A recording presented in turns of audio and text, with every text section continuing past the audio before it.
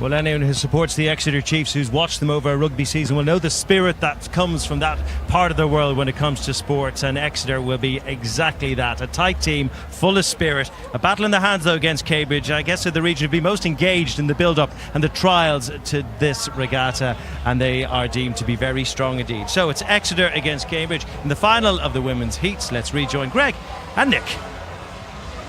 Exeter's crew, unlike some here this weekend, won't have the familiarity that comes from rowing together at their clubs. The 8 rowers representing 6 different clubs, but all determined to do it for Devon and Cornwall and the South West, also represented by Exeter, and a Cambridge boat that is a multinational one. Bailey Stratton in the bow is a Kiwi, Anne Laub from Germany, 42-year-old Amanda Benson Scales is a Commonwealth Games silver medalist, stroke Andrea de Bruin rowing again after a serious car crash. They've all got their stories to tell, and they are all here today.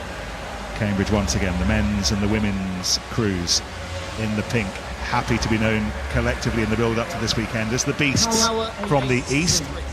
Team Pink as well.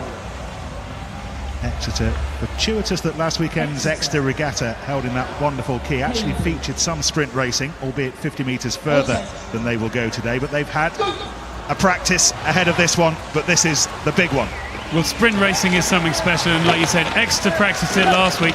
Cambridge practiced it in the town bumps, where you have to get a really good start so you can make sure you're catching up with the boat in front. And seeing this crew here from Cambridge at the bottom, they look like they've got a really good start and got away here in the pink kit in front of us. Yes, it is Cambridge. 7 of the 8 from the Canterburyan club have had a busy weekend. They were up until 9:30 on Friday evening, as Greg said, in the town bumps, and they're off again. But I'm not keen on the way they're steering. They've come a long way away from that buoy line, so there's a big gap now between the yellow marks and where the Cambridge crew are. So they're going to steer slightly further than 350 metres. Now they've got to make sure they don't pay for that if this Exeter crew can come on now in this last phase of the race. This is going to be close.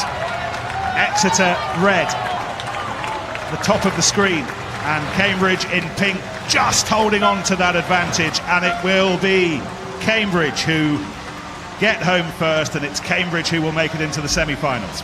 Well, Cambridge got away really well in that first 10 strokes. They just came away from the buoy line a little bit and would have rowed just a bit longer than they needed to. Made the correction in the second half of the course and came back close to the buoy line, and luckily they had enough early on and enough through the middle that they didn't pay for that, as this Exeter crew gave it everything they could.